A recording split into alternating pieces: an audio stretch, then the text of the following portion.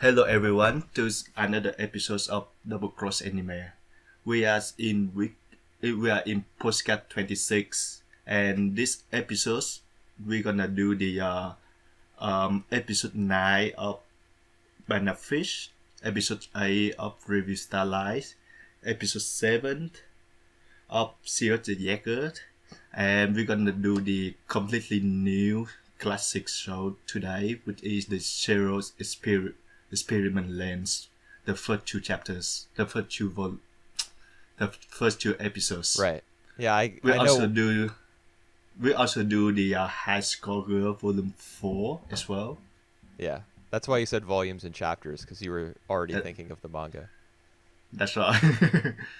Well, so I am Mario, and with me today again and again is Wooper.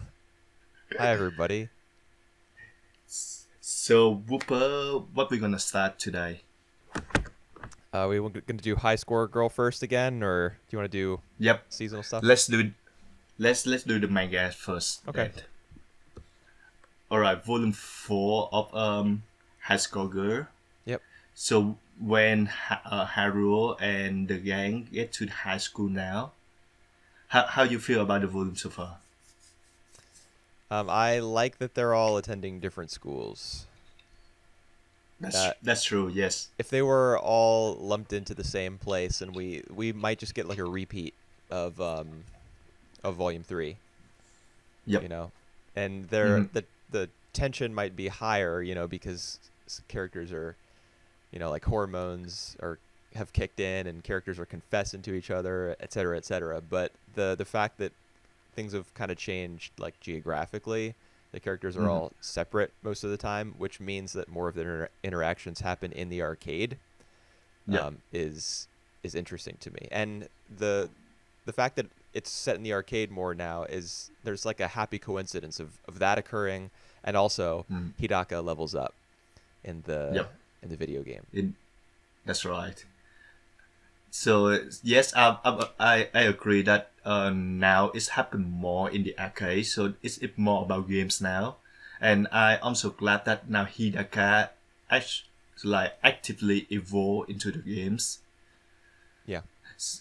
So now she gonna like on the same level with Haru. She actually beat Haru several times. Yes, she did, So, and he was not happy so about like that. yep. How you feel about like all these like? All right, let first talk about the main relationship between Haruo, Hidaka, and Ono-chan. How do I feel about it? I mean, that's Yeah. a complicated question to ask. That's a that's a lot of questions. I But mean, yeah, I feel go for it. bad for Hidaka. Still, Yeah, yes. I still am not that fond of Ono, and Haruo, he's cool. I like him. I like what he brings to the table as the main character. Mm-hmm. I do think that the mangaka is like it's so clear that he's gonna end up with Ono because anything, anytime. Well, for example, Hidaka beating him for the first time Mm-hmm. in I don't remember what game it was. Maybe it was Street Fighter 2. Probably not. It might have been something else. Yep. She beats him. I sorry. I just don't think it's a Street Fighter because I don't think they play in Street Fighter 2 Okay. yet. Yep. All right. Okay. Yep. Yeah, they play a whole bunch of different games. I get them mixed up. I don't even when I'm taking notes on the chapters, I don't even note which game it is unless it's really significant. Mm-hmm. So my apologies.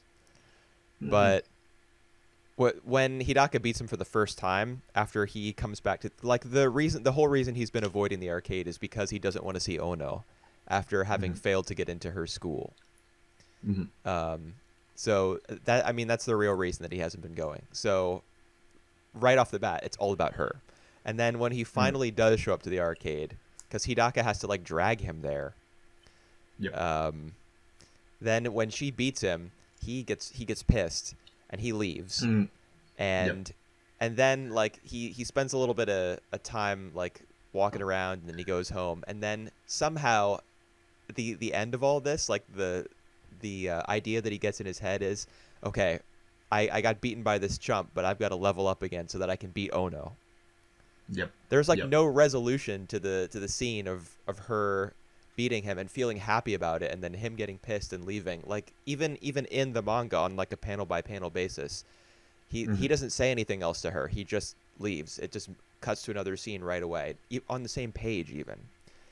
Yep. So I mean, it's clear that everything is moving in Ono's direction, and that makes me feel bad Yep. for Hidaka. Yeah, with actually all the efforts that she make, like we seen that like many times that she said like she have to resort to desperate measures that she will become better at games, Right. so that she can beat Haruo, so that she can stay together with Haruo. But as we know in Haruo's like point of view, he just couldn't really consider Hidaka as like he just couldn't care about Hidaka. Everything he think has to do with Ono Yeah, and video games. and video games. That really sad for Hidaka though. Yeah. So yeah, how you feel about the confessions that she make? Oh, we're skipping all the way to to chapter 27. Okay. Well, because we're talking about them now. Yeah. I mean it's a gutsy thing for her to do. Yep.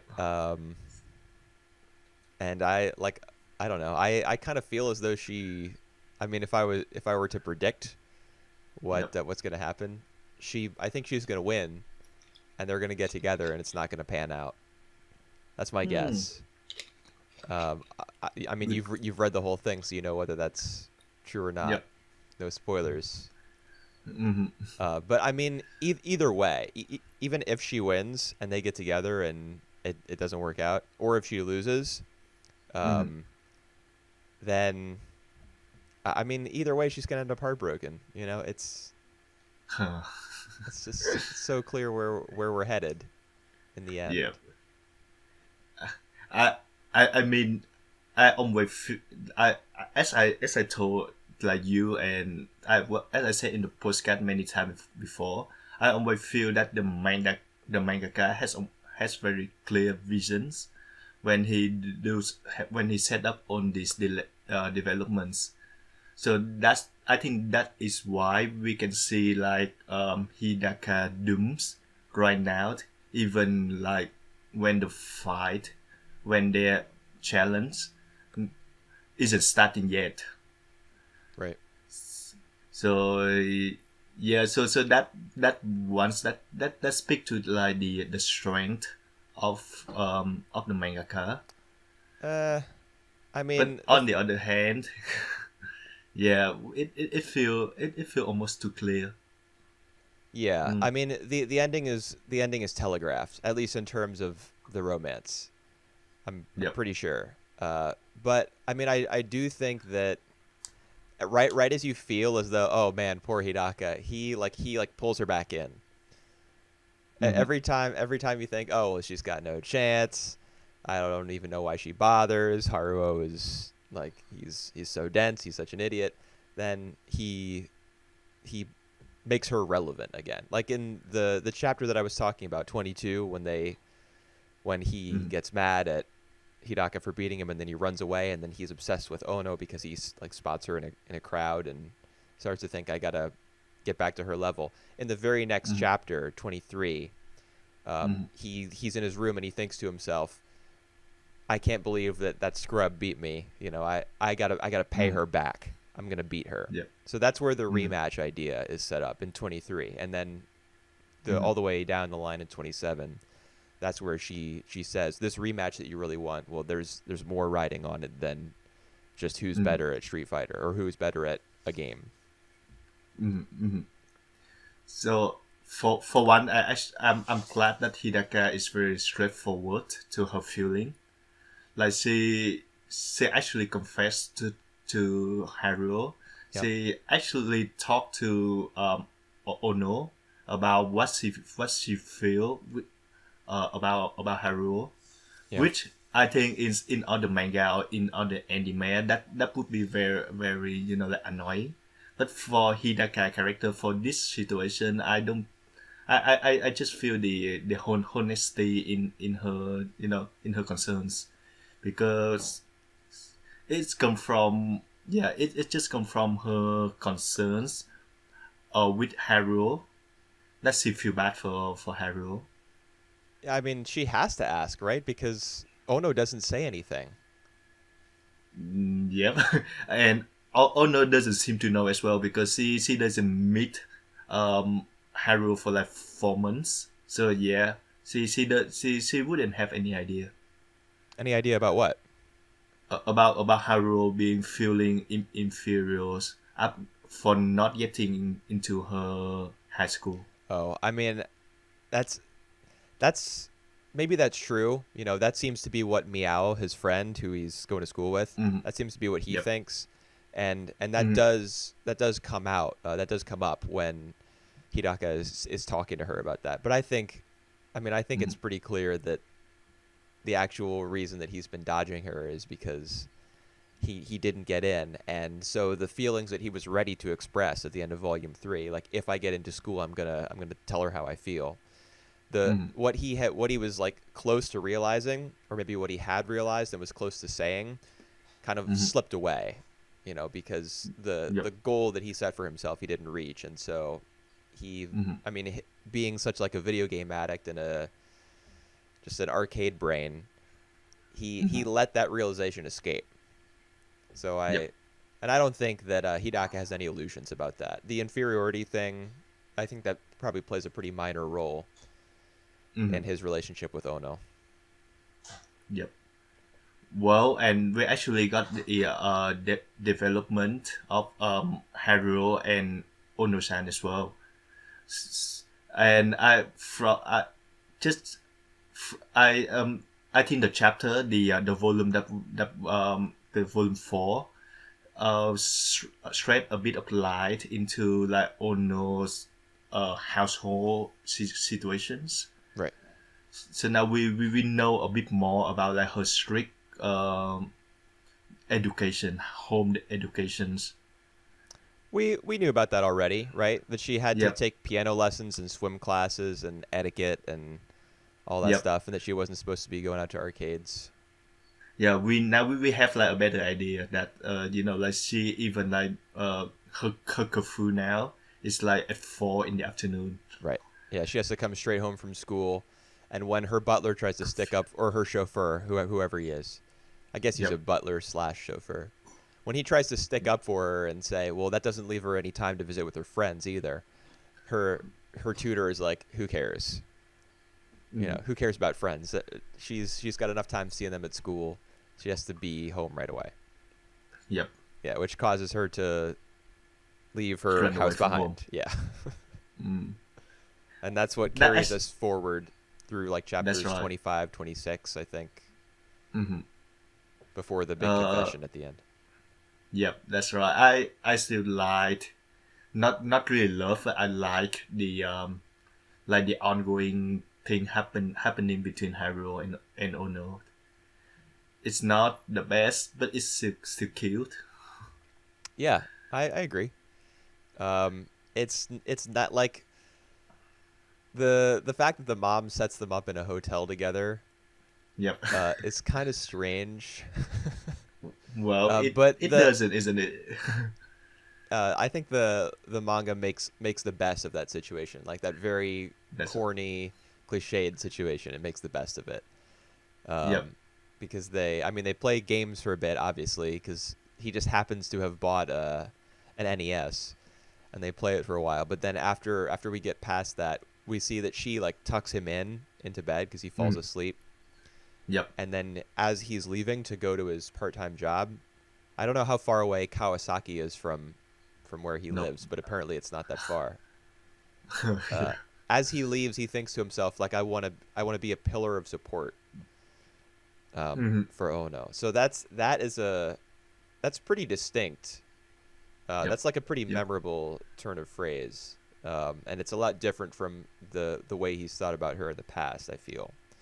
So Yep. that's to me, that's, the fact that we've got a bit of a new light shown on the relationship is nice. I appreciate that. And one thing I do not notice is that even though the setup is like they living in the hotel, staying a night there, there isn't any like sexual attractions, sexual thing like between them. Yeah, I mean, she does walk out of the bathroom in a towel, and he's kind of like looking away and blushing, but it's our attention isn't drawn to it with the threat of a sledgehammer to the face. Yep. Like it. So I think I appreciate that. Yeah. I would expect that, honestly. Like that's the bare minimum. You have to present it that way, or else you suck. Unless it's like a completely different story that's being told with a totally different tone. Yep. But it was nice that they didn't run wild with that premise in a story that is fairly emotionally grounded, despite all the wacky faces and comedic violence. Yep. Ha ha ha. I think there was more of that in this volume than ever. Maybe she like chews on his head at one point, I think. All right. Before we get into another shows for this week, I want to talk about the supporting characters. So we have Meow, Yeah. his friends, and we got like a guy from his elementary school. Yeah, Doi. Back as well. Well, before I think him as an annoying characters, but now he somehow like end up to like being his supporting. So I'm good with that. Yeah, well, you can tell that, I mean, it's high school now, and even though high Yep. schoolers are still capable of being rude and cruel to each other, the same way that kids of different ages can be. Yep. He's probably mellowed out a little bit. And he's like, he actually tags along with Haruo and Meow to Yep. the arcade. And The Meow says arcade. at one point, like, we didn't ask for you to come. But he did anyway. Probably because he's not so obsessed with his own social standing anymore. He doesn't feel the need to reject other people so that he can be on top. He seems to be fairly popular already, and he's probably like, he's content with that, and he isn't as insecure about it anymore. Although high school is like one of the least secure times in a person's life. Yep. And Meow, I think he got like a good showing this on this volume. So like he actually up to date to like how Haru's feeling. So for that, when he see Hidaka and Ono like together, he had to come in and like break the tensions. Right. That I actually did not like. Maybe Yeah. like him interrupting Hidaka and Ono so that there wouldn't be any kind of conflict. That's fine, I guess. But the way that his internal thoughts were used to so clearly, like, kind of summarize how everyone was feeling and express what he thought was going on in Haruo's head, I really didn't like that he was used that way. All right. But I still think he's cool. He's a cool guy. All right. Yep. So yeah, another volume of High School Girl, and I still pretty like it. The next volume will be the rematch, so that's gonna be good. Yeah. So I mean, I know you already know what goes down, but my prediction is Hidaka wins and they get together and it's a disaster, and then they break up. All right, let's see about that. Yeah.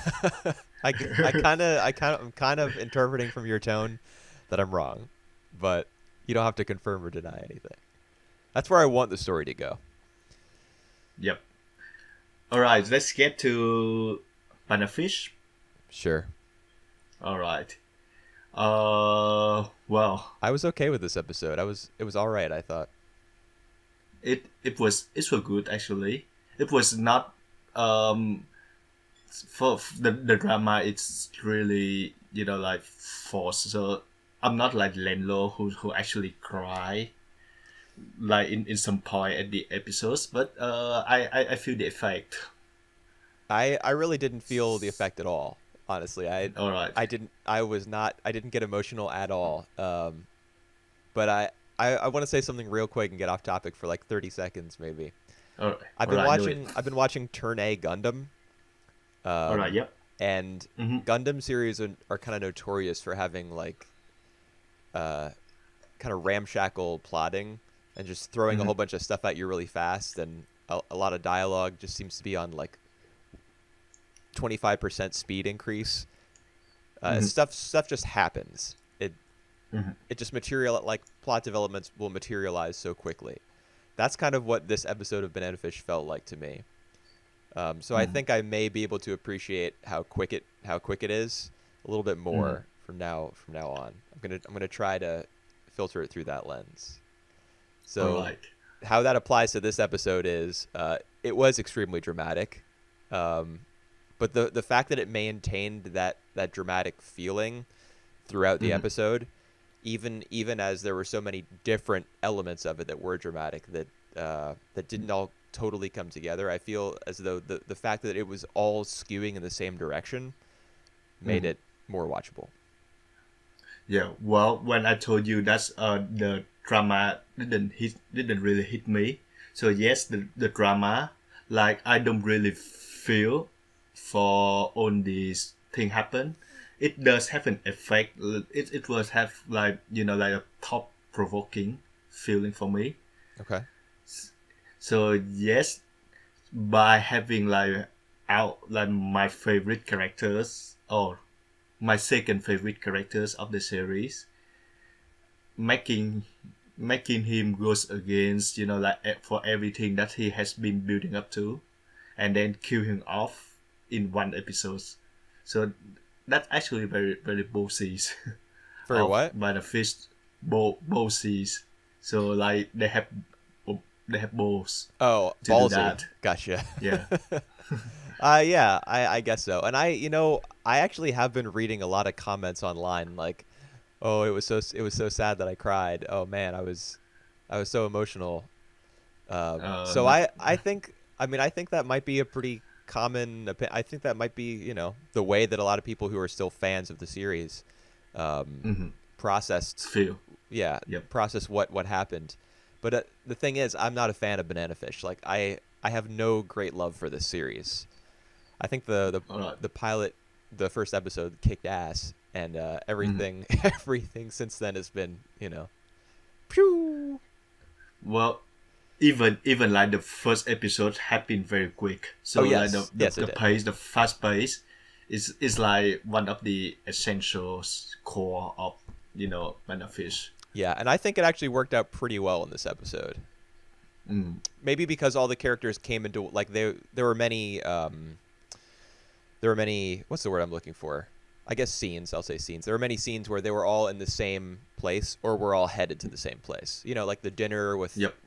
Golzine, where they're all sitting Uh-huh. around the table, and then of course the execution room where everything goes down in the second half.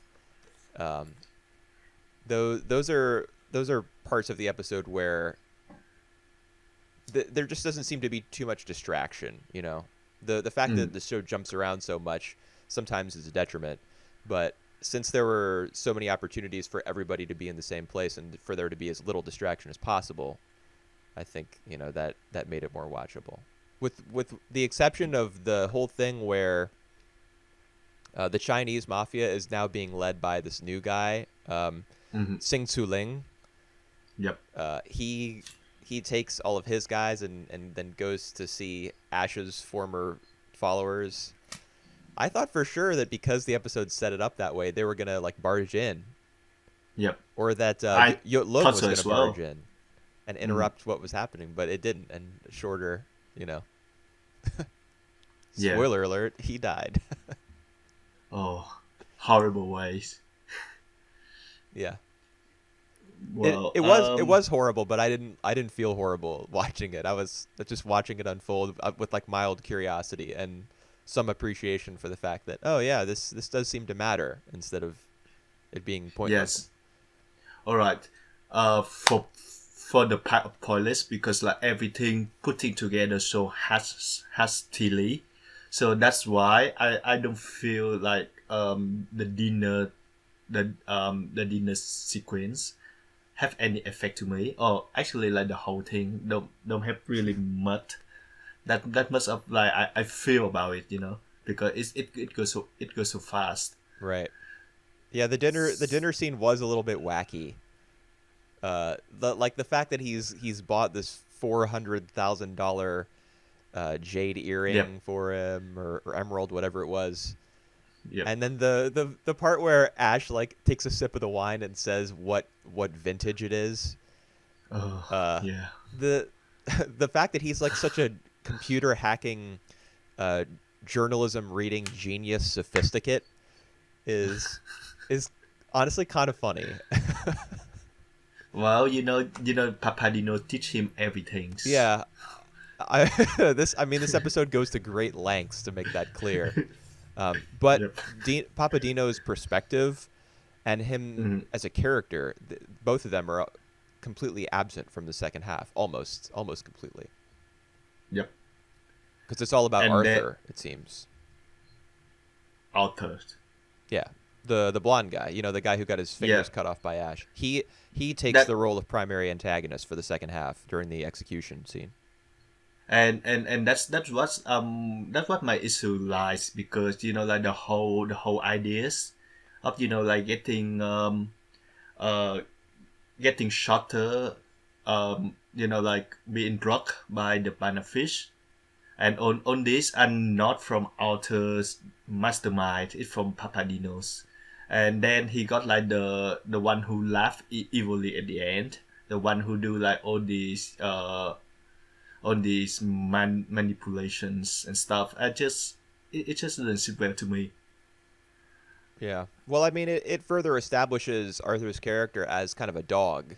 Like Hmm. Hmm. he will give Yep. himself over to or submit to someone who has more power to achieve his ends. Whereas Ash is Yep. his foil because Ash is independent, and you know, even when he was Papadino's property or belonged to him, whatever phrase you want to use, he Yep. was still rebellious. So I think Hmm. I think it works. It's maybe it sucks some of the drama out of the scene Yep.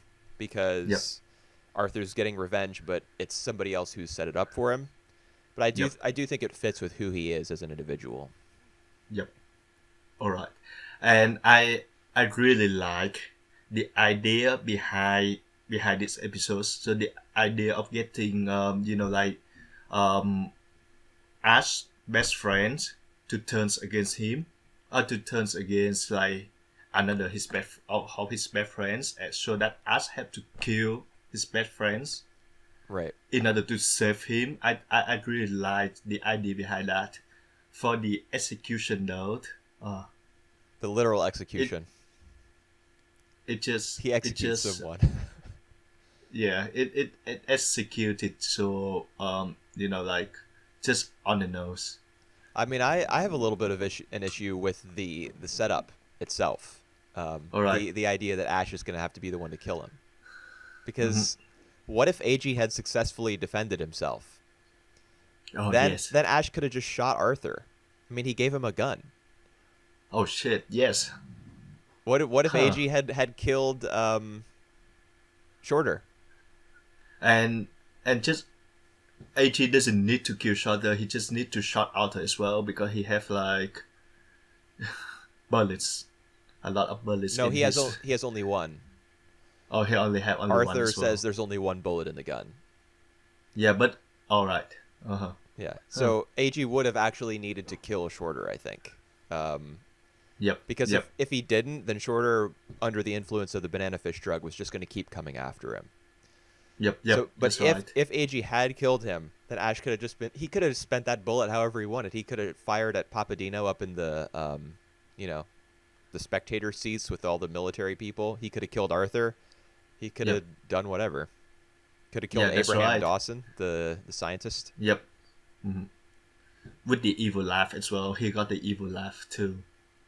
Oh yeah, when he was going on that whole tirade about how it was like self-defense and it was justified because Yep. all the other Yep. guys in his unit made fun of him, and then Huh. then Griff found out what he was doing, so he had to kill him too. Ha ha ha Yeah. ha ha. How pathetic that guy is. Yeah. The How? show didn't establish him as pathetic very subtly. Yeah, I know. It just made him a big jerk and a dummy. Yep.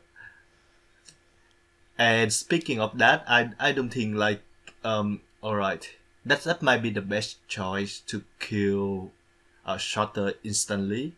But you can just like shoot him in the leg so that like he might calm down and try to figure out the other ways. I think that's other anime gonna try to do that, but not Banana Fish.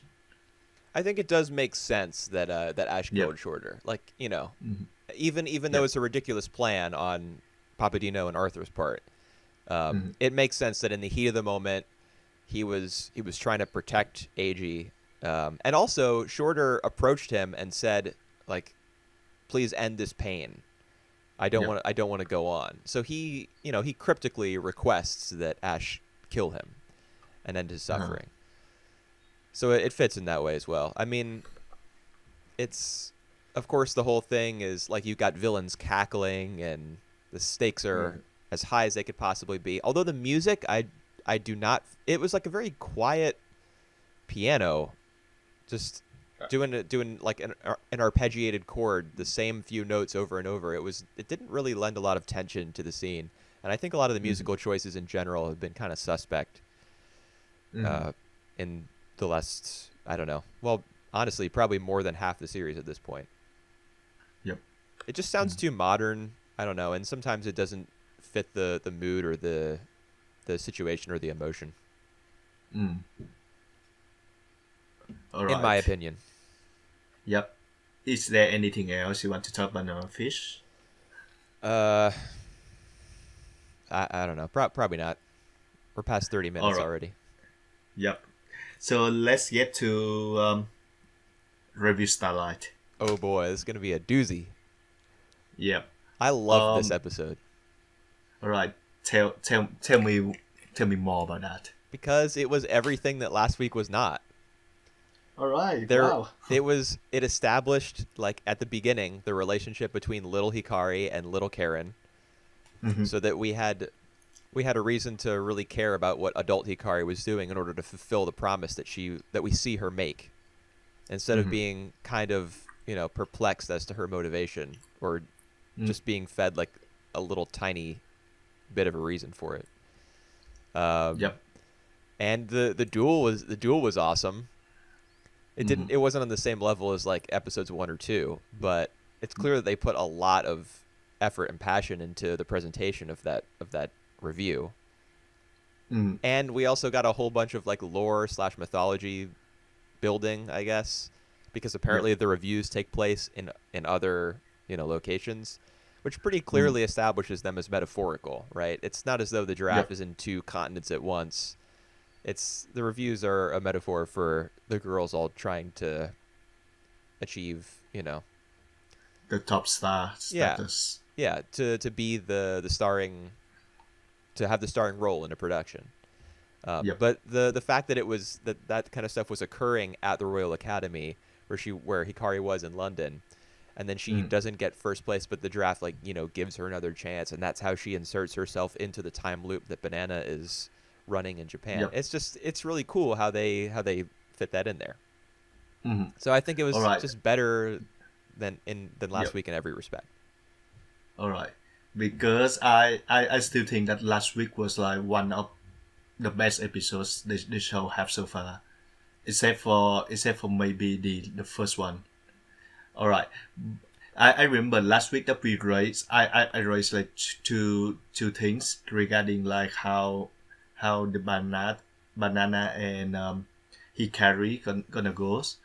So I expect that we now see the present banana trying to get on with Hikari before the fight, and second, I just want to know why he carries, like get in the pictures this time, this timelines, so that it's gonna change everything.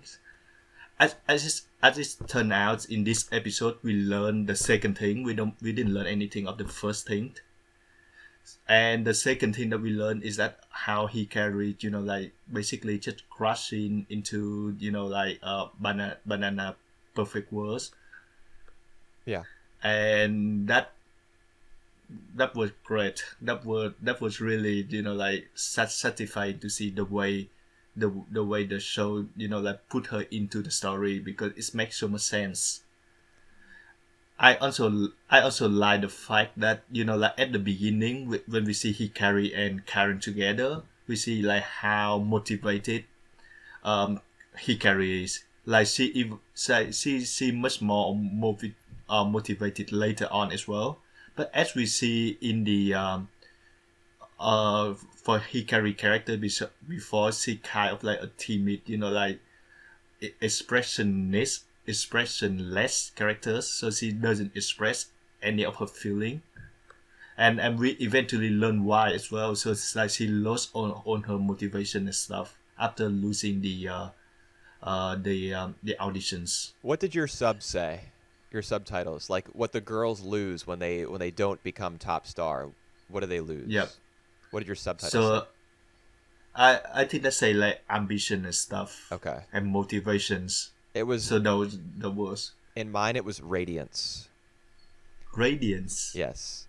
I watched Starlight Wow. subs this week. Oh, Um, right. That's how like a good framing. Yeah, it A makes good it makes it wording. a little more Abstract. yeah, I guess kind of poetic. But yeah, Uh, it was clear that when they used that term, they were talking about, ambition, motivation, drive, Huh. the desire to excel and to become top star. But they called it radiance. So that's what Hikari lost when she. And it's interesting, like, so if you become top star, you can kind of reshape the world, right, in any way you want. Because Yep. Banana wanted to create this temporal loop where she can re-experience the first year Yep. at the academy. My guess is that the girl who beat Hikari at the Royal Academy in London, what she wanted was to like steal everyone else's energy, essentially, their radiance, their ambition, and that's why Hikari doesn't have any past that point. Is like, if you become top Or- star, don't you kind of have control over like space and time almost? No. I do think that the person who win the auditions, who become the top star, will have like the tremendous, like ability. So like they get the what they call the aura of becoming a top star. But since Banana, she doesn't like that, so she wished for the other ways to do that. So she actually bent the time in order to not becoming a top star. So I think it's more than that. The reason why Hikari lose her radiance, what they say is because everyone who lose the audition will eventually lose that as well. Oh, is that just So- a part of the review process? Yeah, Okay. that's what I'm getting right now. Yeah, that makes sense to And me. one more interesting fact is that the radiance that you're talking about is actually Hikari. That's the Japanese word for radiant or light. Yeah, Hikari means light. Yeah, Yeah. So wow, yeah. it's interesting how they use that word. Yeah, I wonder what Karen is supposed to represent. I know that as well. Oh, you do? Yep. Because that's an English name. Are you eating? Yeah, I'm eating banana right now because we're talking about banana. Oh, of course. Oh, okay. Tell me what Karen means first of all before I get. It's not the meaning of the name, but it's like the play of word with Bakaren. So Bakaren. Oh, well, yeah, but I thought you Yep. knew what the name Karen No, actually. no.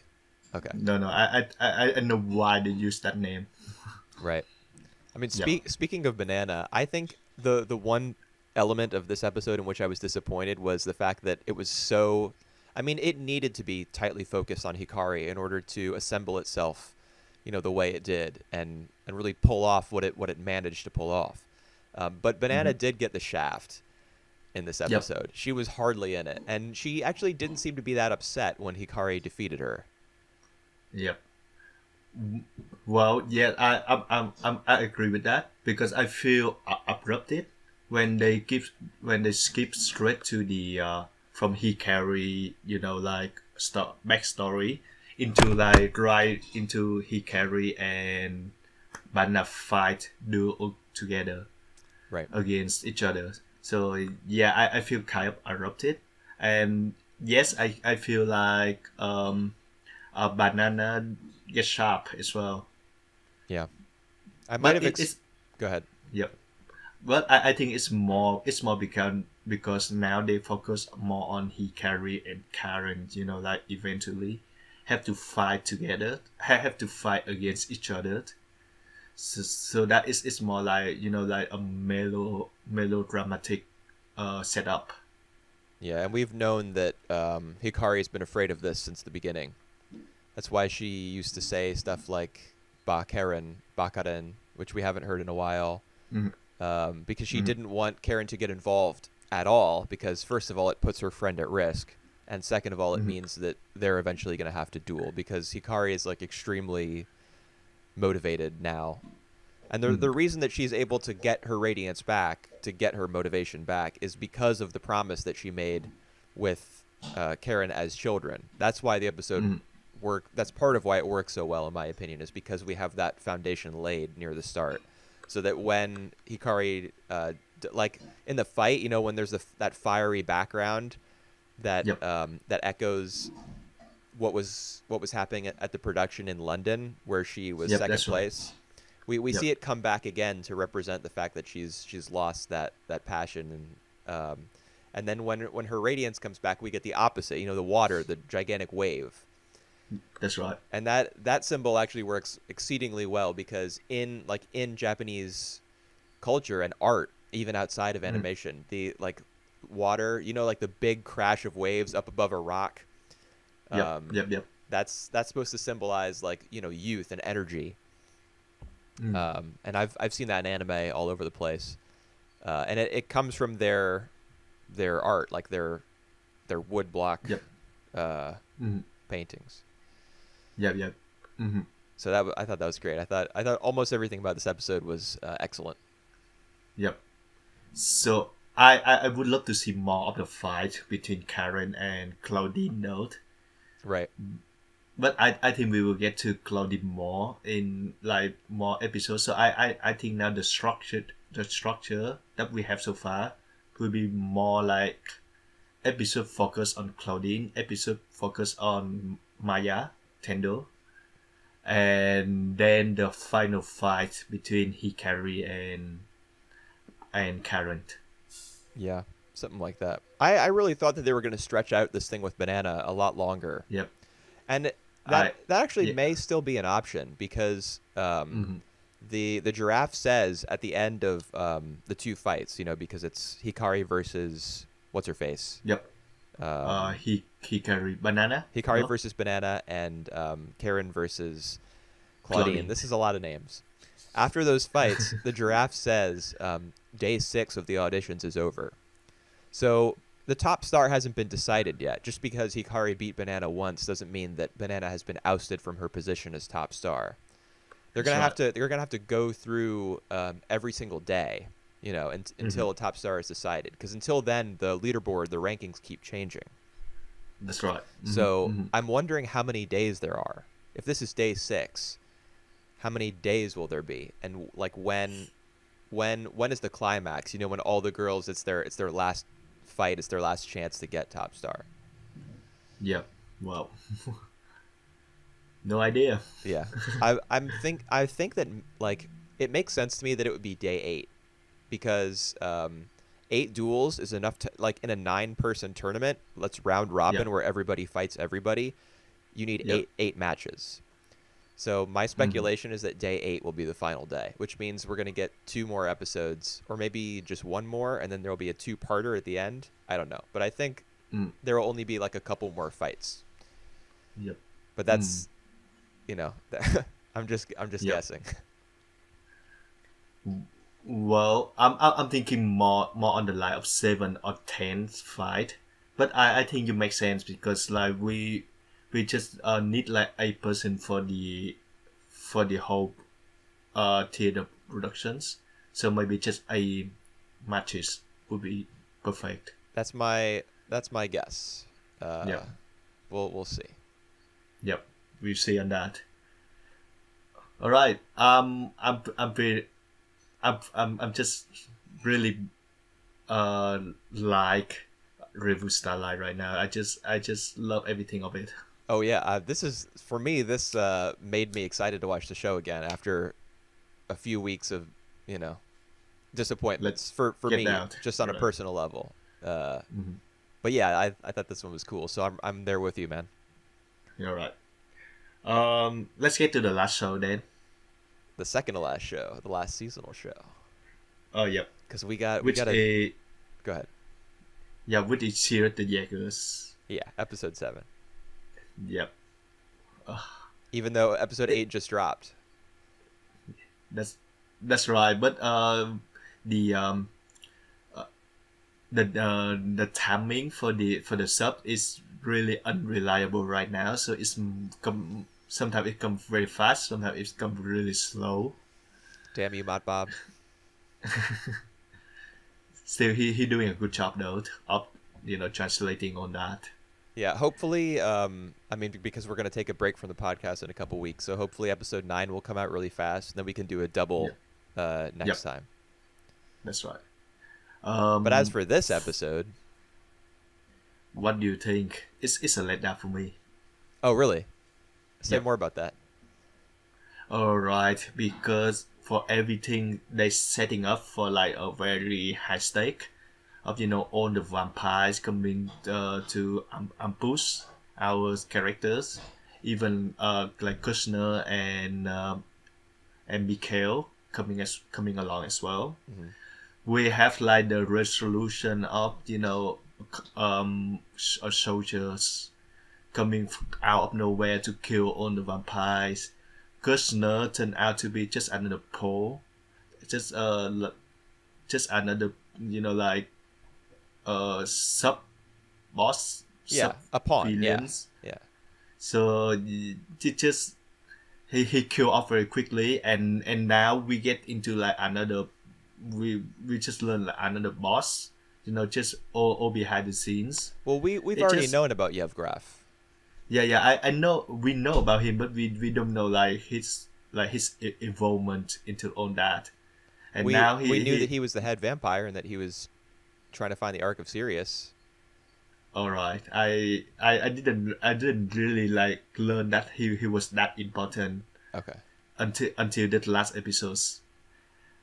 And then we have like on that results very quickly like in the first half, and then in the second half it's apparently we get like another like plot thread of Yuli now like just coming just apart from like every other people from other team to find the Sirat Act by himself. I'm not down on that. What?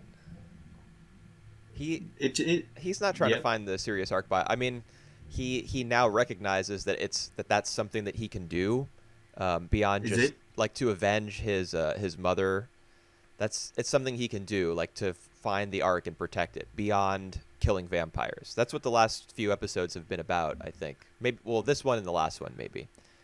Yep. Like that last episode was the one where both Philip and the professor kind of talk to him like, there's more that you can do. You don't just have to get revenge through by killing as many vampires as possible. And now he's found something apparently that he can do, All right. which is to find the Ark. But I don't think that he's going to like leave the team and try to find it. I didn't get that from Is it- this episode. because from my impression is that at the end he left the team to fight that by himself. But Oh, I might be just wrong on that. I don't think so. I mean, and the very last scene is all the team together in that one, in the room. Um, Uh-huh. and the professor says, we're not going to Sakhalin. We're going to London. We got to go back to HQ. And they're all like, they all start telling jokes about, oh, London has terrible food. No, your country has terrible food. Blah blah Yeah, blah. yeah, yeah. And then Mm-hmm. Yuri turns and looks out the window at the moon. Uh, that's the last scene. We don't hear any. I don't think we hear any definitive word about him leaving the Jaegers. All right. Mm. But I mean, I think you're probably on the money in terms of that eventually being what they'll like. I mean, because if they're going to London away from where Yevgraf is, obviously, Yuri is gonna want to not do that. Yeah. He wants to find the Ark of Sirius. That seems to be his main purpose now. Yep. But I don't think he's made up his mind to do that yet. Mm. I don't I think so. will need to check on that. It's like also a week since I watched the last episodes. Right. Yeah, because you're Um, watching the. the bad stuff.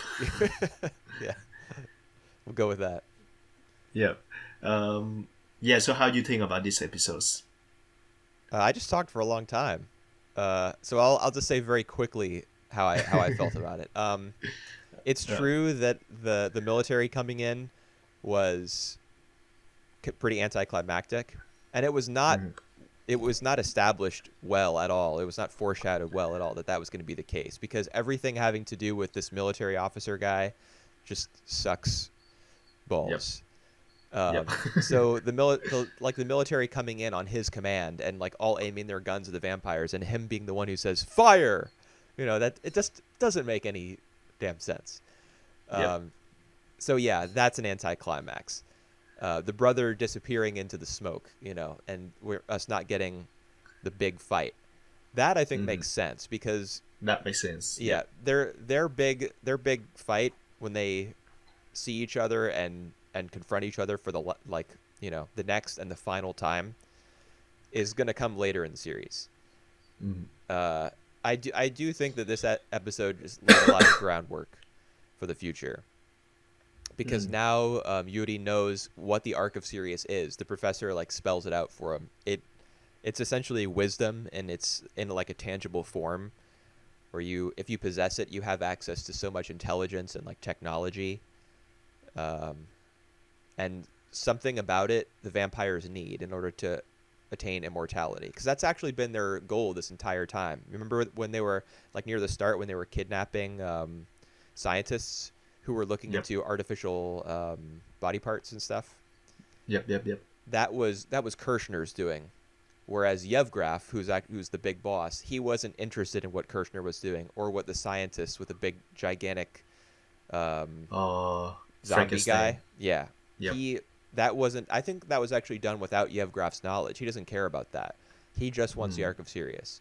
So now we've turned the corner on the vampires versus werewolves thing, and we're actually going towards an Ark of Sirius based conflict. Yep. So that I appreciate. Mm-hmm. You remember that girl? What's her name? Ryoko. Yeah. How's she gonna fit into pictures? Oh man, I don't know. I don't care. Just forget her. I thought her dad was gonna die, and she was gonna become a Jaeger to avenge him and stuff. And then Yuri was gonna learn like revenge is wrong, and then he was gonna convince her not to follow in his footsteps or something. I thought it was gonna take some super cliched path like that, but she looks to be even less relevant now than ever. You have been fooled. I certainly was, dude. Well, the reason I thought that Yuli gonna leave the team behind, go looking for the serious act by himself, is that I think Ryoko gonna join him on that Ah, adventures. right. it might make sense that way, but I don't on think so. What would make sense about that?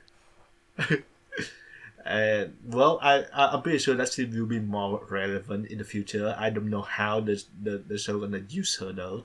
Uh, I mean, good luck figuring out a way.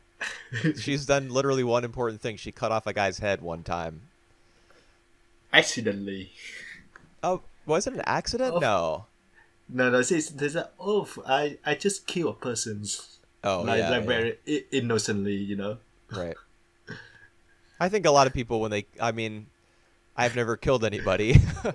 I'm not sure I've ever spoken to anyone who's killed someone. But in a lot of like fictional series where you've got a whole bunch of, members of the armed forces or just killers in general, a lot of them, like, you get flashbacks to their very first kill, and it's like such an impactful moment, and they are like shaking. Yep. They can't believe what it is they've done. Yep. That probably mirrors reality. The first time that you kill somebody is probably like a literal shock to your nervous system. Yeah, but not like her. It's just like she I have the impression that she was like oof, I forgot my dinner. I forgot to eat my dinner. It's just that kind of like surprise. Huh. Realizations. Okay. I mean, I really liked episode 5 on the train when that happened, but I don't remember her reaction very well. So if that's the case, it's pretty wacky. Well, but yeah, well, now we got, I think, into more of the meat of the story now. That Yuli gonna look for the secret egg, and yep, Yeah, it's getting a bit deeper now, a bit. yeah, it's gotten into the actual mythology of what the Sirius arc is. I mean, the Sirius arc is really just a MacGuffin. It's just a thing for over which the werewolves and the vampires and the Jaegers can fight. It doesn't actually like it itself does not have any real significance, at least as far as we know, because we know hardly anything about it. But we are more focused on it now. So that's a good thing in my eyes. Oh, and don't even forget the fact that Kushner, before he being killed, he's like spill on these info dump. Oh yeah, of course. Us. Like how you least captains, what's his name? The professor, they call him in my subtitles. The professor, to be like involved into his his clan being destroyed, and all this kind of stuff. Yeah. So this episode I'm just thinking a little less of Kushner now, because of all the dumb thing that he does. Well, I mean, you don't have to think anything about him at all anymore, because he did. Wow, the vampire is dead, and I would thought he like the big boss. No, I was wrong. Yeah, well, I mean, having to remember what you watched a week ago in like ESL subs is not you're not to blame for not remembering or not interpreting everything correctly. It's fine. I think that's part of my misunderstanding of the whole situation as well. Well, I mean, you can watch Mott Bob subs next week. Yep, I already have him downloaded, so yes, I'm gonna watch his stuff this week. Okay. All right. Anything else you want to say about this episode? There is one more thing that we could talk about, which is that the military guy has now been charged with finding Akasaka Mamoru, the guy who, like, 20 years ago or 15 years ago or something, was told by the Japanese army to go find the Ark of Sirius.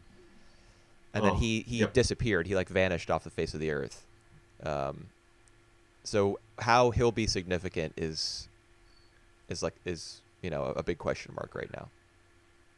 All right, the guy who disappeared, I think he might make a comeback, because he finds some like serious secret about the secret act. For him to have disappeared, yeah, I mean, he might be involved with the Sirius arc somehow. He might have some kind of relationship with Yudi's father, Alexei. Oh. Yep. who is guarding the arc, or the alternatively, rather than being involved with the serious arc, he could be a vampire. Yep.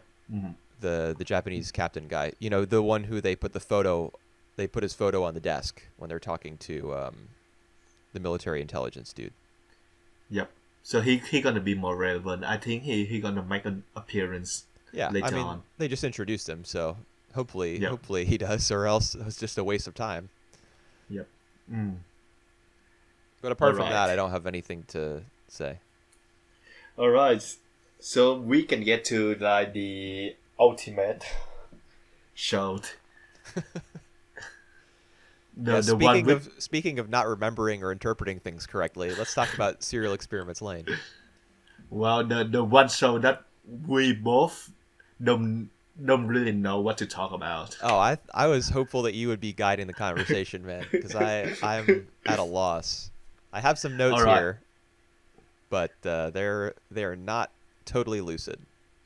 All right. So we can start with like the basics of the first two episodes, like what been going on. Lain received a email I don't think it's fair to from. say that any of this is actually going on. All right. It could all just be like a gigantic dream, or Yep. who knows?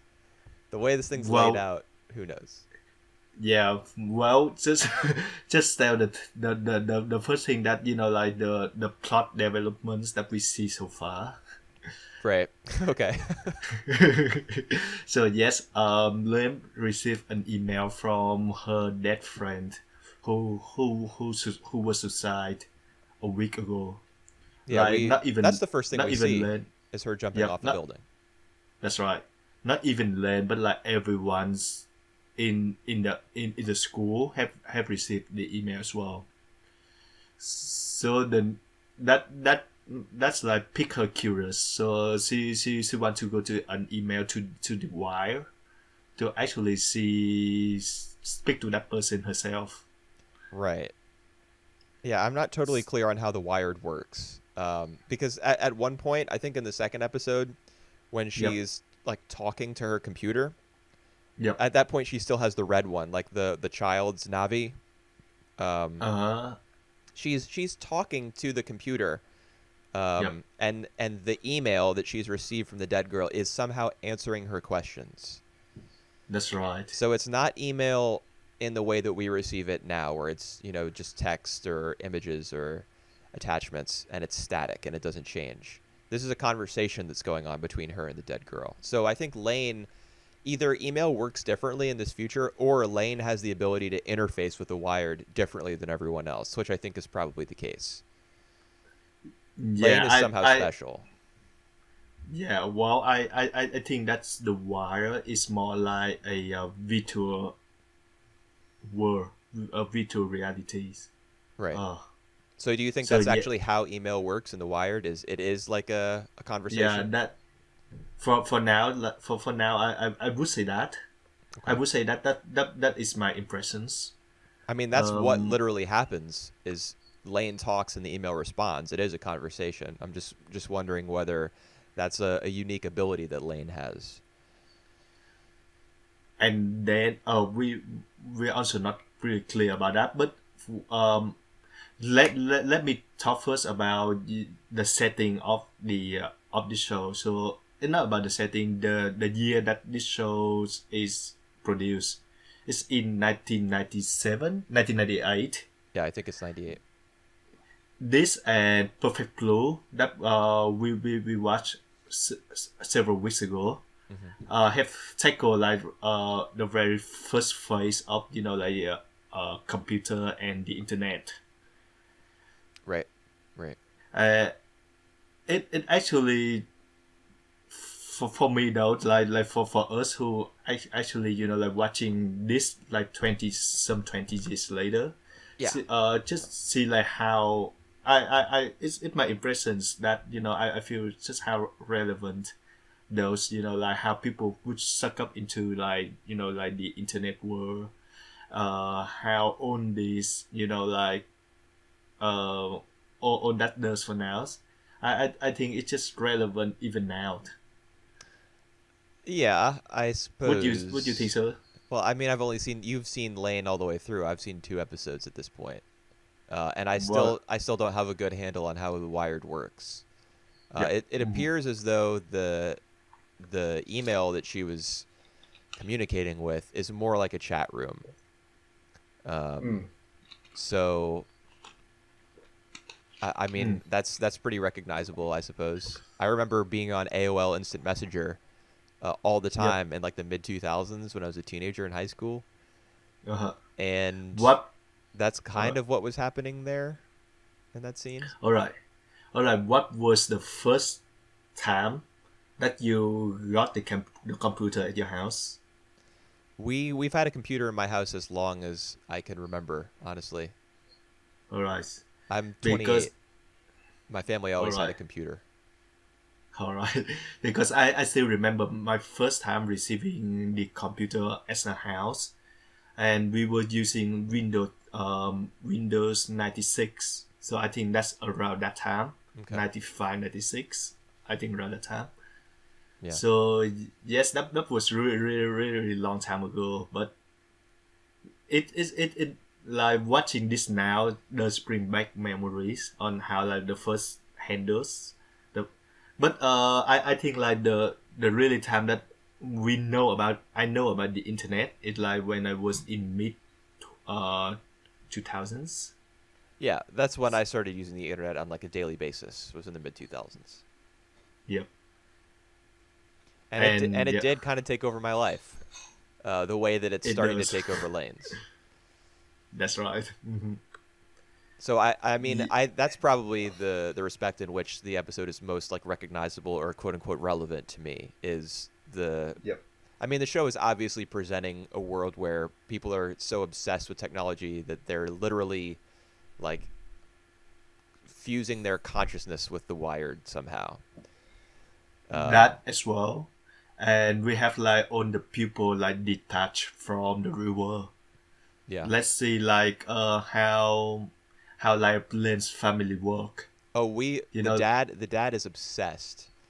Yep. I mean, the in the first episode when she asks him for a new Navi, Yep. and he's literally walled off from his daughter by 7 monitors and a whole bunch of computers.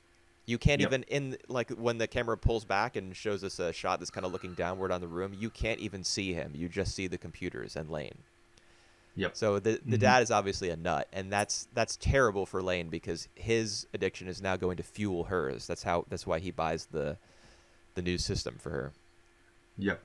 And not even him, like the mother who feel really detached into like every conversations. It's involving Lane. And the sister we don't really know about as well. But it's just like 2 episodes. Right. Yeah. The mom seems pretty uninvolved with what's going on at Mm. home. Not too concerned Yep. about her children. The way Yep. that in the second episode, there's that scene where she and the dad are kissing in the hallway, and Lane like slowly Mm. comes down the stairs, and then Yep.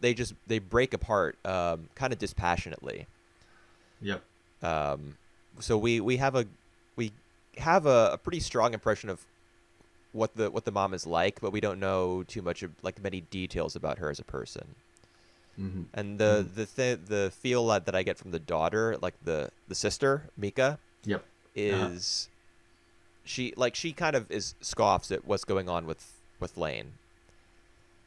Yep. She seems to be a little bit distrustful of technology. Mm. Mm. Because my impressions Right. after 2 episodes. Who knows? Yep. Maybe she's like already a puppet of the Wired somehow. I won't tell. Okay. um, but wow. All right. The next the next thing that I want to talk about is like after 2 episodes we can I can pretty say that Len is an unreliable narrators. The way that like at the end of episode 2, Yeah. she just come up to the guys who like who have like who under the influence of the new, drugs, Excella. Yeah, it's not like that Estella. that techno drug that releases hormones into your body that make you perceive time differently or something. That's a really actually crowded for me. Hey, Wait, what? the drugs. I feel it's like the way they describe the rock is more crowded than the banana fish in banana fish. Oh, yeah. Well, I mean, it doesn't help that in Banana Fish you have a scene where the main computer is like suddenly a super hacker and also a medical expert and explains everything about the drug You know what? in a ridiculous He's fashion. 17. He's 17. He know everything. Yeah, most 17-year-olds do. Yeah, I mean, it makes a lot more sense in this. I mean, the Lain is upfront about its technological leanings. So if they're going to introduce a drug like that, and then proceed to dump a bunch of info on you for about like 20 seconds about what it is and what it does, it makes a lot more sense. Yep. Yep. But yeah, All right. the guy's on the drug. He has the gun. So why is Lain an unreliable narrator? Because we see like Lain coming up to the bar by herself like for the first time. We see her like feeling uncomfortable there, like she doesn't know where it is or what to do and stuff. But then when she met the guys, when she like literally in the spotlight, she act differently. She talk differently as well. She What says did she say? she says everyone is connected. Yep. And he seemed to recognize her from somewhere else. Yeah, that was And the then, that was the interesting part to me. yep. And there is a rumor that they met someone like her before Yeah, you see in the bar too. right when he first takes the drug in the club, he sees somebody who looks like Lain. She's got like a little golden circular earring in her ear, and she's wearing heels. Yep. And then the screen kind of freezes on that and zooms in a little bit, and then it cuts away from that scene, and it focuses back on the real Lain. Yep. And so then the thing that's most interesting to me is the way he describes her. He says, in my subs, he said, "You're that scattered gods, ... So like, Lain is, God. yeah, like God, in The Wired, I suppose, because this guy's really concerned about The Wired overlapping with reality. He doesn't want that to happen. That's why he's so upset. He says like, you're part of that scattered God, as though God exists in The Wired and has broken off into fragments, and Lain is one of them. So that was pretty interesting to me. Because Or maybe Chisa's email also says God is here. The dead girl's emails that sent to Lain says God is here, like in The Wired. So there's the show is building like a string of these references to God. religion, hey. Or maybe just God like more in terms of heroism as a god. I mean, that's an interesting reference, because this show I think it's starting to build Lain up as a godlike figure in the same way that there's another like cute anime girl who also wields godlike powers. Yep. All right. How do you think about the presentation of the show? It is weird, man. It is weird. All right. I wouldn't say it weirder than Technolize, because I think the first episode of Technolize is really something. The first episode of Technolize, I mean, admittedly, it's been, I don't know, like a year since I watched it, probably. Oh. But the thing that most struck me about the first episode of Tex was that there was that scene where there's that shootout at those that old building or those ruins, whatever it was, and for so long the camera holds on like a pond or a body of water. Yep. With, I think there's a fish swimming around in it, maybe. And you hear the gunfight, Yep. but you don't see it. All you see is the water. That's the thing that stuck out to me most from Technolize. But the thing about that is Technolize is like staying with you in reality. It's just not showing you everything. Whereas in Lain, we're literally getting Lain walking out of her house and walking down steps that we can't see. We only see like shadows cast by other things onto the steps, and they're like little blood spatters in the shadow. It just Yep. That it's actually showing you things that like aren't real. all right. That actually like one of the more famous pack in lanes. All the shadow that have like the red dots in there. Yeah. That I think that's a very inventive way to like to put the shadow to make the shadows Yeah, it's I mean it's like certainly inventive. striking. Yeah, as striking and as memorable it is. Yeah. I mean I wonder why they're I mean the girl kills herself at the start. But even Yep. even before she jumps off the roof and dies, like very Hmm. gruesomely, she jumps into that Yep. sign and then falls down in front of the store. Yep. Um, Even before that, that we see the shadows, like in the alleyways and Yep. cast by the Hmm. buildings and stuff, and they already have those little. I'm calling them blood splatters, because that's All what they right. look like to me. All right. And they're red. I mean, for most of the episode until the end of episode 1, when Lain sees Chisa and has a Hmm. conversation with her. Then the Yep. blood splatters are blue. Mm. So I don't know what the significance of the color change is. But yeah, it's we got on this topic because of you asked me about presentation. The Yep. presentation it's strange. I mean it's showing you things that aren't really there. Yep. It's kind of like abstract, you know. Yep. Well, It's that's I agree. it's hard Abstract. it's hard to process. And then there's the trippy rainbow background with a bunch of text on it. Yep. I don't know Yep. what Yep. that's Yep. supposed to be. I mean, I assume those are like the thoughts and feelings, emotions, whatever of people in the Wired. Mm. Um, That makes sense. but also like in episode 2, that guy in the club, we see his Yep. thoughts. We see him thinking like 10,000 yen. I thought it was supposed to be 4,000. That shows up in those little acid Yep. trip looking Mm-hmm. uh, Mm-hmm. scenes. So, I mean, and he doesn't seem to be. I mean, maybe he is. I don't know how the Wired works. That's the thing. I don't know if you like hook yourself Yep. up to your computer, or we haven't seen it yet. Yep. That's the thing I'm most curious about. How does it work? Yep. I think we might get more answers in the next few episodes. We have to Probably. hey. I mean, um. Lain just got her computer. We'll probably see her use it more and figure out how the Wired works Yep. through her. The most impressive for me, like the very first time I watched the show, is the sound design.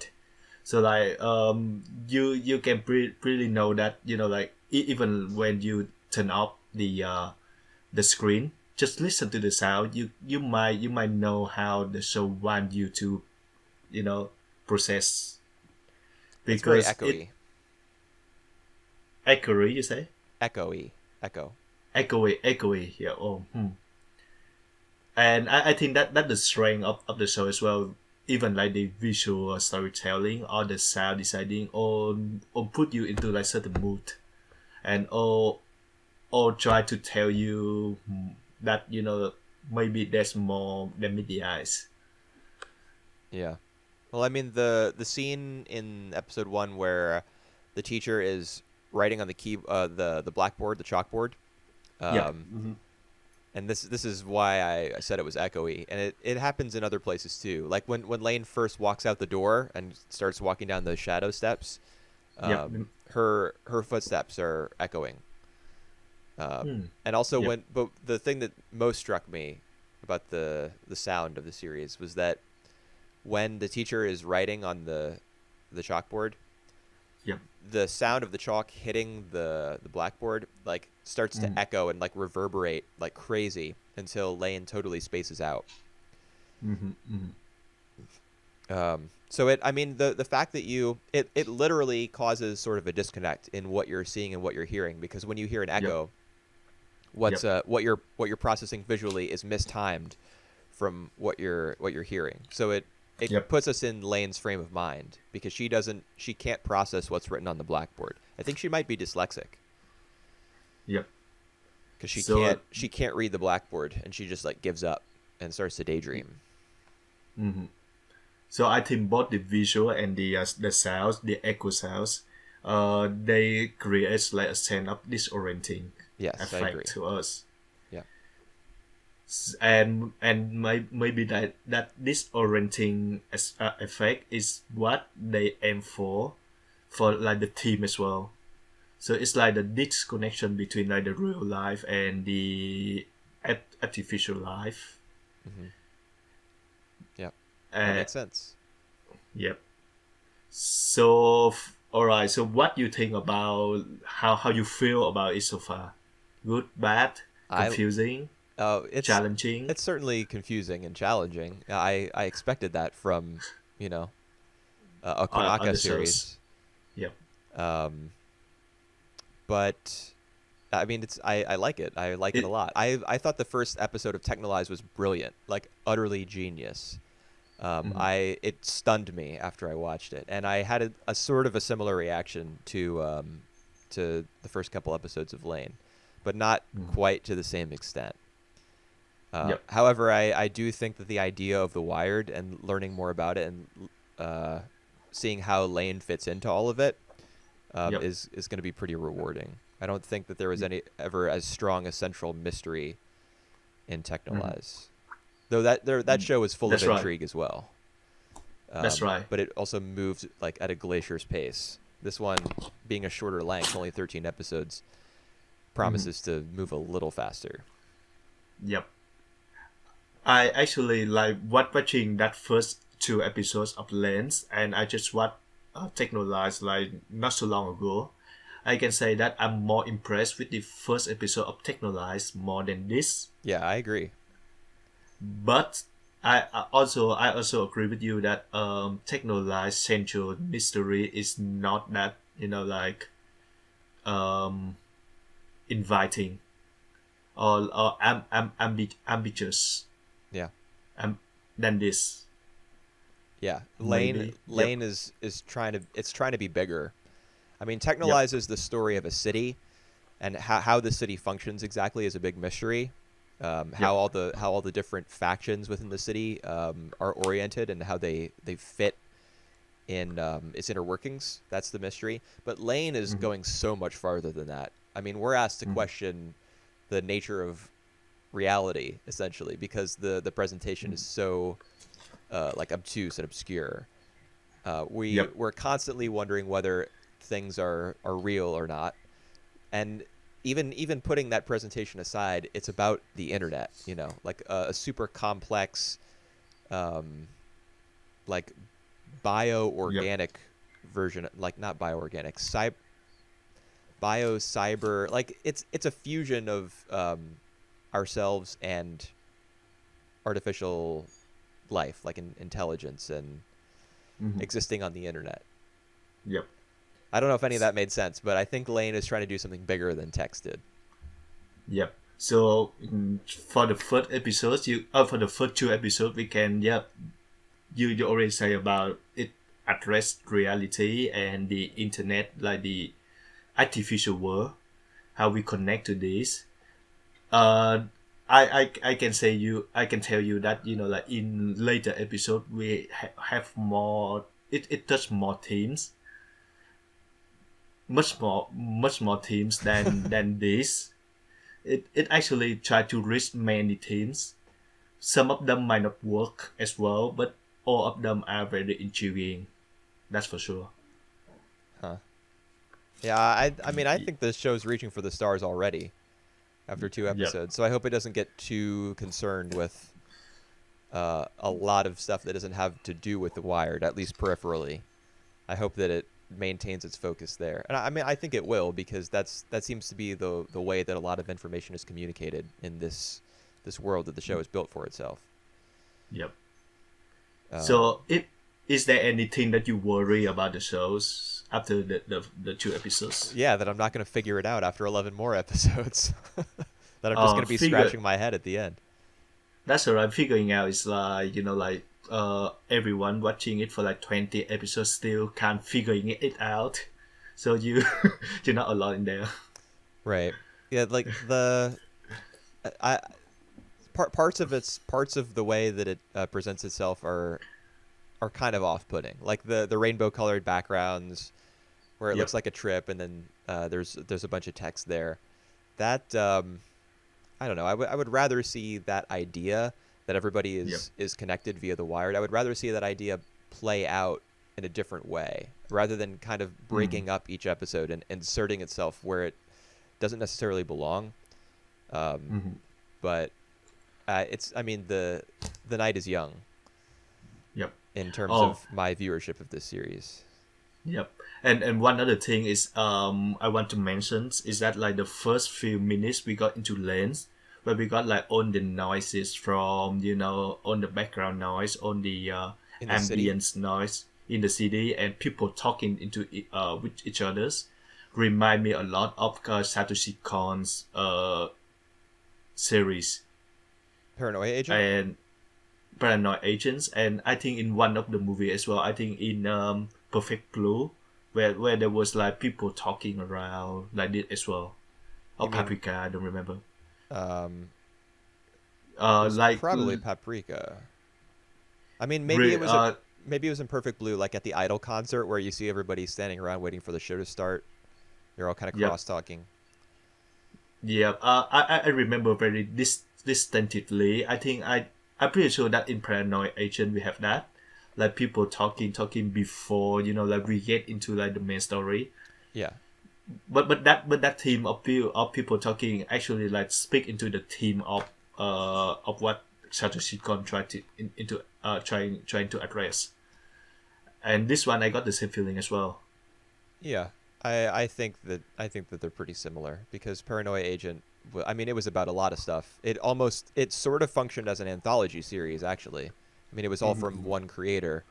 And a lot of the characters reappeared in different episodes, but so many of them were aiming for different goals and different messages that it felt.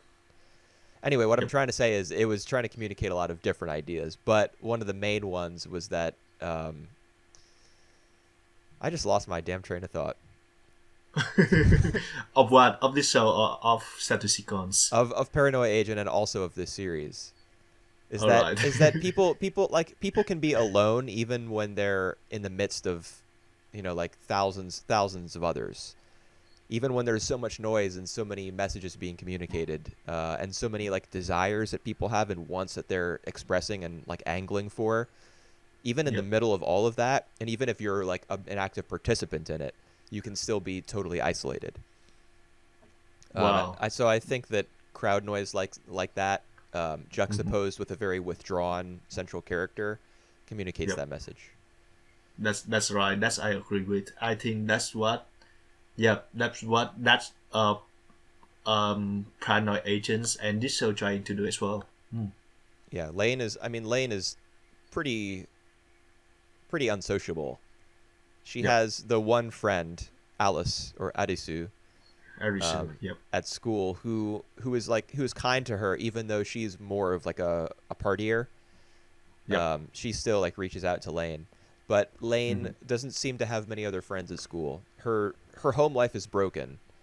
Yep. Um, and she like when she's at home, she just sits around in her bear costume and spaces out. Yeah. What do you think about her with the bear costume? It's cute. You do you think that the bear costume had anything to do with her characters? I don't know. I think it's a way of like infantilizing her, not in like Fan- infantilizing, like making her younger. oh, right, Not right. not in like a gross, like kind of icky sexual way, Uh-huh. where there's like another male character who is like thereby more interested in her because of her younger appearance Yep. or Yep. actions. Yep. It's not in that way. I think I do think after watching these two episodes that Lain is somehow special. You know that she is somehow Right. tied to this idea of godhood. And so Mm. I think the idea the motive behind putting her in that bear costume is again a juxtaposition. Like she despite being an ordinary girl on the surface, Yeah. and perhaps the bear costume is supposed to represent her longing to be ordinary, that she dresses that way on purpose for that reason. In spite of that, in spite of the fact that she wears the bear costume, I do think she holds some great power, or something like that. So I think that's what the bear costume does. Well, right. I gonna mark all of your, like observation this week, so that like we will see how on the train of thought progress in later episodes. Okay. You, I'm, you I'm know, about to bat 0. Like, you I'm gonna you get none you of this know right. you can fault Lain is the series for not having ambitions. It have a lot of ambitions. Yes, it does. And all right, one last questions I want to ask you: how do you think about the OP? Oh, I have that song on before I even started watching this show. I had that song on my iTunes. All right, wow, Not because I'm a fan of Duvet, the band yeah. who did the song. No, Duvet is the name of the song. Oh, you're right. It's Boa. That's the name of the Boa. band. Yep. Yeah. Mhm. I mean, the reason I had that song on my iTunes was because I knew of it as the Lain OP. But I've had it on there for years, and this is my Yep. first time watching Lain. Like I really like this kind of Music. yeah, like 90s, slightly garage tinged, electric guitar based music. It's it's kind of grungy. But at the same time, the front woman for Boa has like a soaring voice. So I think it's really beautiful, and I also like the acoustic version. If you go on YouTube, you can find All it. right. Because the reason I'm asking you that is because I think the OP is my least favorite thing out Lain. You don't like the OP? I don't like the OP. I just doesn't it doesn't stick out to me. Damn, I think it works really well. Well, I Well, I don't know. I haven't seen the whole show, but the thing I like about it, not just as a song, like as a sonic experience, the thing I like about it in relation to the show is that it does seem to have that grungy garage tinted quality to it, and that style of music that really broke out in the early 90s is kind of about disaffectedness and dissatisfaction with like the status quo and like spiritual restlessness, and so I feel like that fits with what's going on with Lain as a character and the show as well. All the people that inhabit its world, I think, feel that way. Like they're missing something and they're turning to the Wired to find it, but you can't. I think that will be like the ultimate message, is that you can't find anything on the Wired that you can't find in real life. There's nothing there. It's like a mirage essentially. That's a very good explanations. Very good thought of of the songs. I mean, that's my attempt to try to connect it to the show, and I'm not just making it up. I do feel as though it fits for that reason, but at the same time, like I was put on the spot and asked to give an explanation, so there it is. Yeah, because I listened to that song before. I'm not really connect to that. I like the visual of the OPs. Listen to it this time. I hope that my I like my opinion of that will change. It's not. It's still like I'm not hating it. I just don't feel anything special about it. Right. Well, I mean, To put it that way. if you disregard what genre of music it is and how it does kind of convey a disaffected mood, the lyrics are, "I am falling, I am fading, I am drowning, help me to breathe." So it's as though the singer is like dying. She's suffocating, and I think that fits with the music, and I think that fits perhaps with the feeling of isolation that people experience in this ultra technological world. Well, I would say maybe you are on track on that. All right. Cool. Anything else you wanna mention about Lain? I know you've I'm kind of afraid of asking you to say too much about it because you've seen the whole thing. Yep. But Yeah, I know. anything else you want to from these 2 episodes that you want to focus on? Not really on my mind at the moment. You have anything on your note? We can like discuss one of the last thing I actually have a before we lot. I closing have a off. lot more. Oh, I really? have a full page of notes. Yeah. Shoot me like one or two more important Okay. notes. I'll do one, and it's gonna be phrased. It's gonna be framed as a question because it's something I didn't understand.